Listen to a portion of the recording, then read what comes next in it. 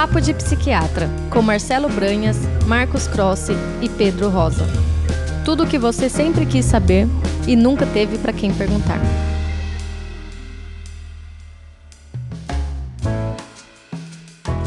Sejam bem-vindos aqui a mais um episódio do nosso podcast Papo de Psiquiatra. Eu, como sempre, estou com o Marcos Marcelo, eu sou o Pedro e a gente vai falar hoje sobre um tema muito importante, que são estados pós-traumáticos, ou como o principal diagnóstico que tem, né, nesse contexto, que é o transtorno de estresse pós-traumático, o TEPT, ou como por alguma razão usa-se a sigla aqui no Brasil, PTSD, né, o Post-Traumatic Stress Disorder, mas falaremos sobre esse tema. É evidente que é muito importante, é um tema que nós residimos em um país com muita violência urbana, a gente também vê muitos relatos da prevalência elevada de agressões interpessoais, de violência contra crianças, violência contra adultos, violência contra idosos. Então a gente reside num lugar muito violento e, portanto, temos uma elevada prevalência de estresse pós-traumático, não é, pessoal?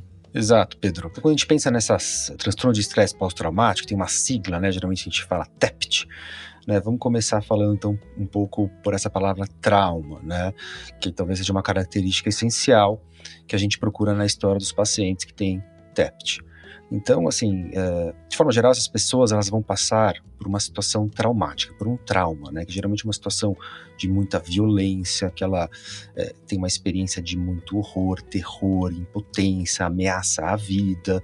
Pode ser, eventualmente, ameaça à vida do próprio paciente ou, eventualmente, assim, a vida de outras pessoas. Eventualmente, a pessoa pode até ouvir falar, né, de algo muito ameaçador, ou eventualmente até ser exposta a situações bastante aversivas de forma repetidas vezes, né? Então, evidentemente, aquelas pessoas que, vamos dizer, ficam vigiando rede social para ver o que está sendo postado em rede social, às vezes tem uns conteúdos realmente bizarros, violentos, né? Então, essas pessoas também podem desenvolver o TEPT, né? Então, de forma geral, a pessoa que desenvolve o TEPT, ela vai ter a exposição a esse evento traumático, que nem o Pedro falou, pode ser uma situação de violência urbana, que é muito comum no Brasil, né? Desde assaltos, sequestros, eventualmente pode ser também acidentes de carro, eventualmente incêndios, né? Abuso sexual também é comum, ou eventualmente também em regiões que tem guerra, né? Assim, que a gente vê menos aqui. Então, a gente vê isso uma prevalência maior, por exemplo, nos Estados Unidos, em outros países que se envolvem em guerra, né? Então, a gente vê esses hospitais de veteranos, né, nos Estados Unidos, tratando muitos soldados e muitos militares, né, que foram para a guerra, né? Então, essa pessoa, então, ela vai ser exposta a isso. Então, é isso que a gente precisa pesquisar, né? É isso que a gente precisa escutar do paciente, do indivíduo que tem um TEPT. E a partir daí a gente vai ver qual que é a resposta dessa pessoa a esse trauma, né? Porque a presença de trauma em si não necessariamente vai, vamos dizer, indicar o transtorno. Quer dizer, talvez até vai depender, claro, do grau do trauma, né? Mas assim, a maior parte das pessoas que são expostas a trauma não vão desenvolver o transtorno de estresse pós-traumático, não vão desenvolver esses sintomas. Então, daí a gente vai ter que, claro, daí pesquisar alguns sintomas específicos depois desse trauma. A ideia é que tudo depende da intensidade do trauma e depende do que acontece depois do trauma, né? Então, traumas sucessivos têm uma relação muito grande com o desenvolvimento de estresse pós-traumático. Por outro lado, o acolhimento em segurança depois de um trauma está associado a mais saúde mental depois, né? Então, a gente vê pessoas que têm manifestações clínicas imediatamente depois do trauma. Isso, na maior parte dos casos, é transitório, não constituindo um transtorno de estresse pós-traumático, que é algo que a gente vai falar se isso persiste por meses, né? E tipicamente os sintomas que a gente dá para dividir em 3 grupos, né? O primeiro deles é a reexperimentação do trauma, de alguma maneira, seja através de flashbacks, da sensação de estar revivendo novamente, seja através de pesadelos relacionados direta ou indiretamente relacionados a traumas, ou a sensação também de que eventos não diretamente relacionados ao trauma trazem memória. Então, uma coisa clássica para exemplificar é alguém que foi assaltado, sofreu uma violência urbana, ao ver uma notícia desse tipo de situação, porque não é raro no país, volta a ter uma revivescência do trauma. E aqui fica claro para a gente, já através desse grupo de sintomas, que se a gente está falando de uma consolidação de memória não saudável. Então é uma memória, mas é uma memória que, de certa forma, ela é reiteradas vezes percebida como presente. E, portanto, claro que essa experiência acaba sendo aterrorizante, porque a gente deve reconhecer memória como passado. Um passado doloroso, que o tratamento não vai envolver um esquecimento, a gente não tem essa capacidade de editar as nossas memórias da maneira como a gente edita o disco rígido do nosso computador, o HD do nosso computador, mas o transtorno de estresse pós-traumático vai envolver a consolidação não saudável de uma memória, e o tratamento envolve isso, o tratamento ele envolve um reprocessamento de uma memória em uma memória saudável. E a segunda parte seria, o segundo grupo de sintomas, uma extensa esquiva de eventos que possam direto ou indiretamente lembrar o trauma. Então, se a gente for lembrar, existe uma dimensão aqui de esquiva, assim como existe, a gente falou no episódio da semana passada de ansiedade social, a gente falou no transtorno de pânico, muito esquiva, a gente falou até no transtorno de ansiedade generalizada, esquiva, e aqui também tem, né? E é o terceiro grupo de sintomas, uma certa anestesia emocional, uma sensação de que o futuro ele não é claro, ele não é nítido, ele não é bom, e sintomas que na hora que a gente vai ver com detalhe, uma maioria dos pacientes preenche critérios diagnósticos também para uma depressão, né, pessoal? Com certeza.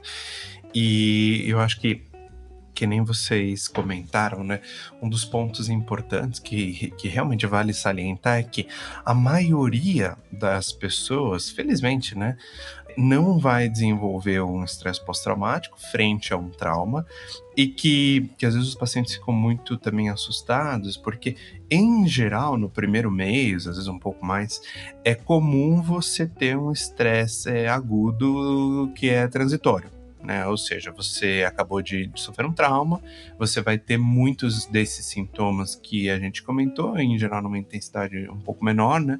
E eles vão se esvainecendo ao longo desses 30 dias. E uma das principais coisas é isso que o Pedro comentou, você conseguir se sentir amparado, né? Você sentir que, na verdade, você não está sozinho naquela situação, você tem um amparo social e você conseguir processar isso daí de uma forma que você vê um futuro, você vê saídas, você não se vê à mercê, né, das circunstâncias que vão acontecer. Você consegue, de certa forma, se reestruturar, né, frente a esse trauma. Em geral, quando isso não acontece, e óbvio, né, com pessoas também com uma predisposição biológica maior e outros fatores associados, né, ansiedade, depressão, entre outros, aí aumenta a chance de você desenvolver um estresse pós-traumático. Acho que vale a pena comentar, não em detalhes, porque isso daí já daria até um tema de um próximo episódio futuro, né? Que existem outras formas de estresse pós-traumáticos que não essa clássica, né? Ou seja, essa clássica é você ter um trauma muito intenso no intervalo curto de tempo. Exemplo, um sequestro, um abuso sexual, um estupro, né? Uma situação de violência que é uma coisa pontual, mas extremamente intensa. Existem outras formas, por exemplo, você está num ambiente, infelizmente, mais conturbado e desde muito cedo na infância você sofre traumas de intensidade menor, mas crônicos, né? Todo dia você acaba vivenciando situações traumáticas, seja no contexto familiar, no contexto da comunidade, e daí isso acaba alterando muito gravemente o desenvolvimento da sua personalidade e a sua sensação de autoestima também, que é, em linhas gerais, o que a gente chama de estresse pós-traumático complexo, né? Mas isso daí daria um tema de um próximo episódio. Mas só para também salientar que trauma realmente é uma coisa muito ampla, né? E o que a gente está falando aqui é o mais comum e mais clássico, que é um trauma intenso, pontual, grave, que acaba gerando um estresse pós-traumático. Porque no fundo essa ideia de eventos adversos na infância, né, disso que você está trazendo, quer dizer, eventos adversos no desenvolvimento, eles vão aumentar a probabilidade da pessoa apresentar transtornos mentais, a gente falar psicopatologia em geral, mais intensa, de maneira bastante abrangente, de basicamente todos os transtornos que a gente já falou aqui nos episódios anteriores e dos transtornos que ainda nós vamos falar aqui nos episódios que a gente nem gravou ainda. Então, quer dizer, a gente sabe que eventos adversos aumentam muito a chance desse geral de apresentar deterioração de saúde mental.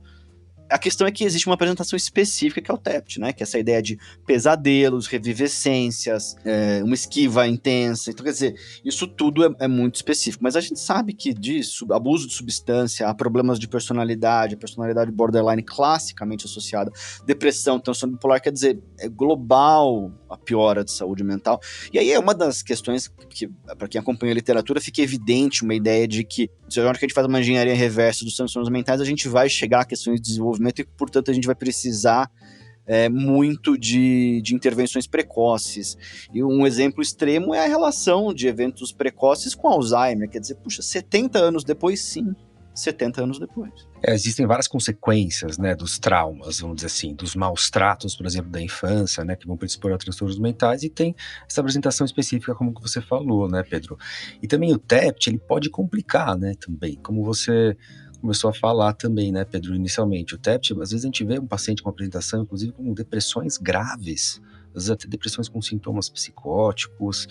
Abuso de substância também é comum, muito comum em pessoas com TEPT, né, álcool, porque o álcool ele pode eventualmente no curto prazo também regular todos esses sintomas de muita ansiedade, eventualmente de flashbacks que acontecem, ou dessa hiperreatividade, né, que acontece com a pessoa com TEPT, que está o tempo inteiro hipervigil em relação a sinais de perigo, né.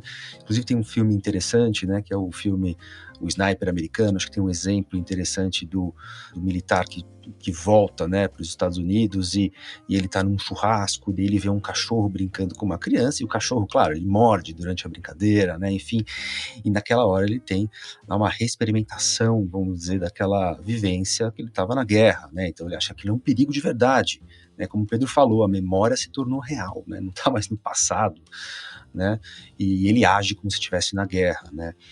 Então, pessoas assim muito vigis, né? Então, para lidar com esses sintomas, né, realmente infelizmente, algumas pessoas acabam, vamos dizer, procurando substâncias, né? Eventualmente até se isolando ainda mais. Então, quer dizer, começam a ter complicações do TEPT. E daí a importância do tratamento, né, do TEPT. E um dos pontos, talvez, importantes do tratamento é algo até contraintuitivo, que é, por exemplo, alguém que está com TEPT, acabou de ter, vamos dizer, tem um trauma, não está dormindo, está com insônia, está extremamente ansioso. Vamos dar um calmante para essa pessoa. Um benzodiazepínico. Por que não? A pessoa vai dormir melhor, talvez esqueça um pouquinho do trauma. Agora, é aí que está o perigo, né? A gente sempre está chamando aqui a atenção, né, pro perigo dos benzodiazepínicos, dos calmantes. A gente sabe que, claro, que tem uma função não é uma importante. Boa ideia, né? Via de regra, não é uma ideia. Evitar. Né? Tem um lado, claro, positivo, vamos, né, claro, deixar claro, eventualmente, né, a gente sabe que tem o seu lugar, mas a gente sempre aponta os problemas, né, e nesse caso, realmente pode ser até iatrogênico. Algumas evidências apontam que isso pode até predispor a pessoa a desenvolver um transtorno de estresse pós-traumático. Ou seja, ela está lá naquele...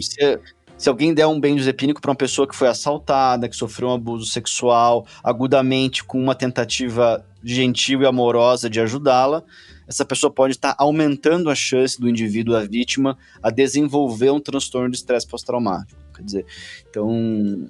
Agora, o que pode ser feito? Como é que a gente, talvez pra gente, muito importante, né? Quais são o kit de primeiros socorros para alguém que sofreu um trauma agudo, né? Eu acho que uma das coisas super importantes, né? É isso, primeiro, a gente sempre tem que pensar no que não fazer, né? Uma das coisas, em geral, a não se fazer é isso, o uso de calmantes, né? No caso, benzodiazepínicos.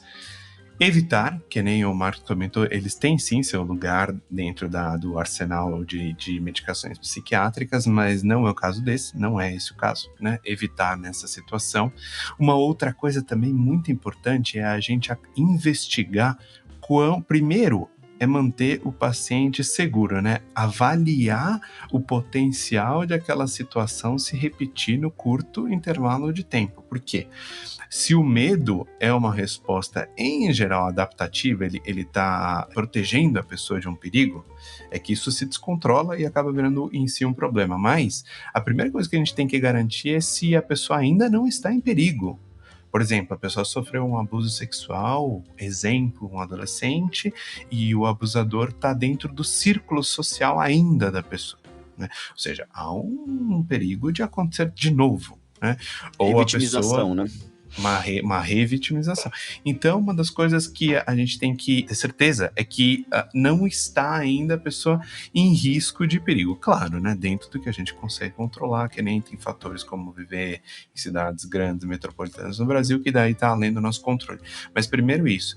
E existem, sim, outras, por exemplo, falando de medicações que podem sim ser tentadas no curto intervalo de tempo para propiciar um alívio dos sintomas, até as medicações, por exemplo, os inibidores seletivos ou os outros antidepressivos agirem. A gente pode usar, por exemplo, antipsicóticos de segunda geração em baixa dose. Isso daí tem algum respaldo na literatura. E uma outra coisa também é evitar, né, uma coisa que a gente chama de debriefing. O que seria isso? Você evitar, principalmente quando acabou de acontecer o trauma, você excessivamente investigar com o paciente os detalhes ultra minuciosos, assim, do que aconteceu, como se fosse um filme. Isso tem uma utilidade depois, quando a gente está tentando reconstruir essa memória e fazer exposição, mas no momento agudo, a gente tem que prover mais acolhimento, sensação de suporte para a pessoa, e não você ficar revivendo em detalhes o trauma nesse primeiro momento, a princípio. É interessante que isso foi estudado, né? Quer dizer, boa parte dos estudos com TEPT foram feitos pelas Forças Armadas Americanas com soldados que estavam vindo ali do Vietnã, depois do Iraque, do Afeganistão, né? Quer dizer, e tentou-se, né? Uma coisa de debriefing, tem um termo meio militar, assim, pelo menos a minha impressão é de coloca o indivíduo na sala, ele conta tudo o que aconteceu, e viu-se que isso não é benéfico, e a gente deve, portanto, evitar isso também, né? Agora, outra questão é se a pessoa precisa de auxílio médico de qualquer natureza, né? Porque se vítima de trauma, vítima de abuso, quer dizer, existem intervenções que precisam ser feitas para pessoas que foram vítimas de agressão sexual, seja para prevenção de DST, isso é um serviço que é oferecido sistematicamente, e uma questão, claro, de saúde física, de agressões. Muitas pessoas são vítimas de agressões físicas que exigem cuidados médicos específicos, né? Então, mas, no fundo, manter segurança, acolhimento, apoio, medicações, uso